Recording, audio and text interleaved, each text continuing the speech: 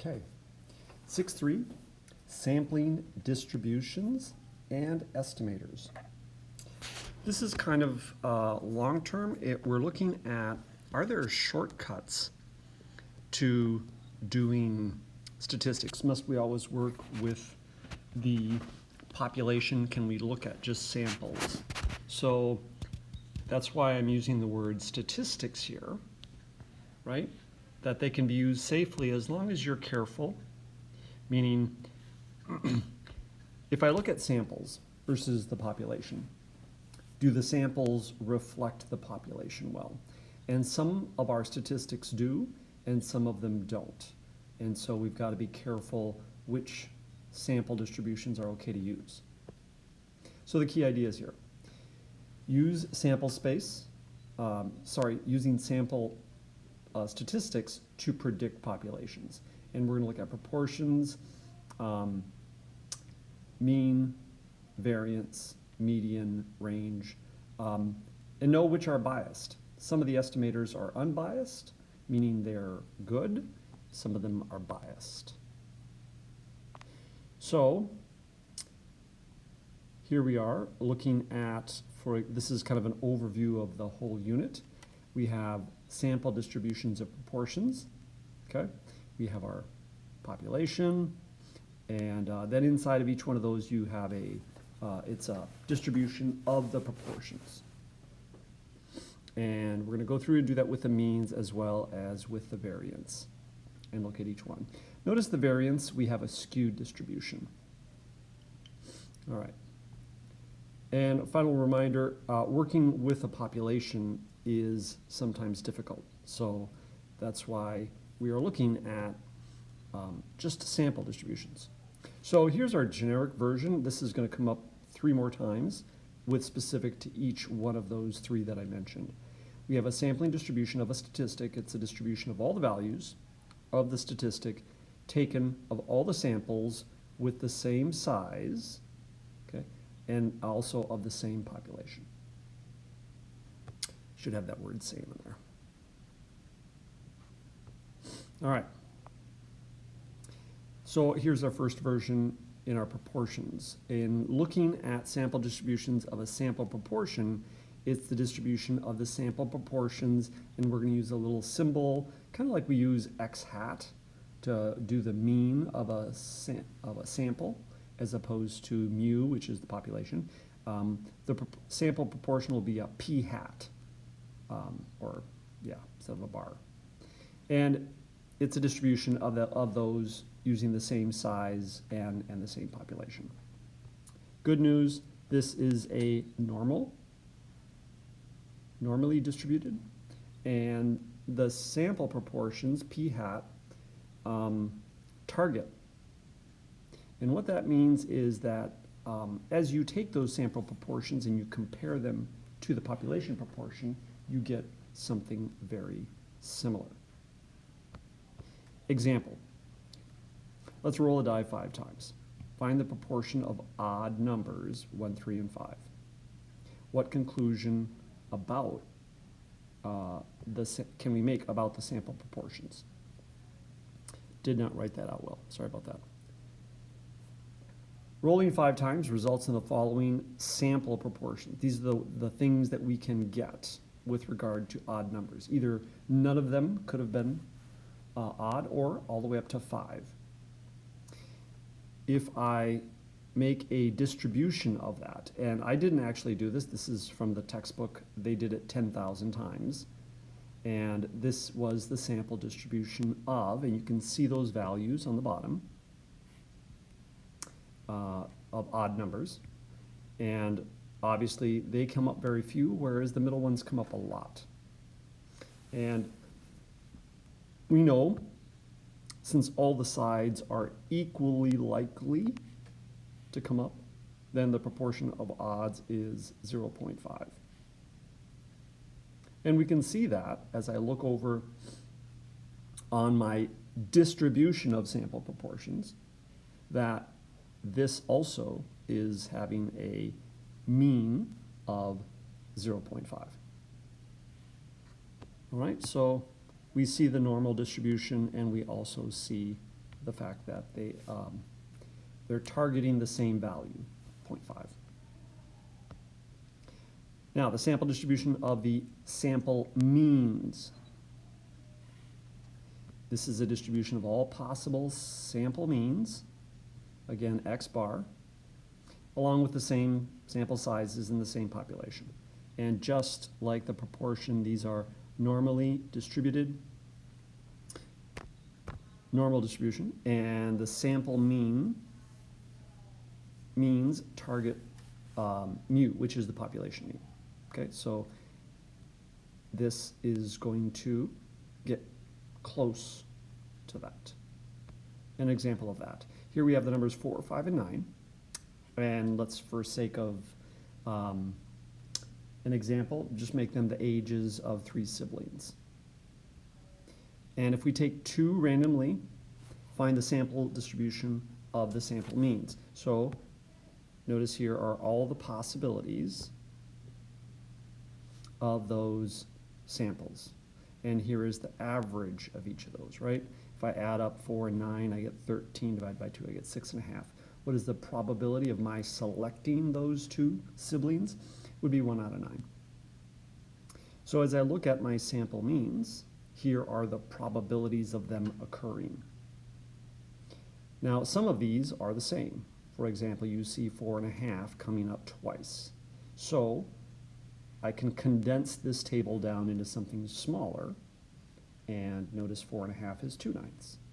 And likewise, 7 and 6.5 come up twice as well there. Now, if I add up all of my sample means, yes? And we can do this in either table. You just have to be careful that we're using the probabilities with that. I prefer this one because they're all the same, so you just add them all up. Boom. Okay, I get 54. 54 divided by, and I believe there are 9, I get 6. So the average of this, the mean of the sample means is 6. Now we know also that if I just take the population, 4, 5, and 9, and find the mu of the population, the mean of that, I get also 6, because that's 18 divided by 3. All right? So again, we have a targeting, the mean goes to the mean. I didn't actually draw the distribution of this out. If I had done like random selections of 4 and 5, we would have seen that these two also would have been the same. All right, so this is the big idea. The mean of the sample means equals the population mean. Looks like I can't even spell population at night. Well, all right. And last one we're going to look at now is the variance. The variance, which is the third example, or concept. The distribution of S squared. Remember, that's the standard deviation squared is the variance, with all having the same size and the population, same population. The distribution in this case is not normal. The distribution in this case is skewed right. But we still have S squared targeting omega squared, or sigma squared, sorry, sigma squared. So remember, when we calculate sigma from a population, we use the whole population, right? And we use the mean of the population. Whereas when I'm doing the standard variance of the sample, then we choose n-1, and again we have our mean of the sample. So here we go. I went and tried this on my spreadsheet, and you will not have to do this sophisticated work on yours, yes? They will ask you to build a little chart like this for several of the problems, where you have to list out all the possible ways of listing something out, and then what's their mean, and then what's the probability of each one, okay? All right, but I just wanted to confirm to myself. So first of all, I went through and I found, I just created some random dice rolls here using my spreadsheet. I calculated put in a formula for the mean of each of those, and then I also put in the variance for each of them, and I graphed the blue column and the red column, made a little chart. And so here we can see this is the mean samples, and this is pretty, after 100, not too many, you can start to see that we're getting a centered distribution. So this looks like it's normally distributed. Whereas the variance, again, it looks, because of this bar here and this bar here, they're both centered to the left. We can see we're getting skewed to the right. Okay? And again, both of them, if I found the average of each column, the mean of each column, and you can see that our mean is 3.5, and our sigma squared is 2.91, and there's the values that I had inside. So both of them approaching targeting, and so as a result, we call these good unbiased estimators.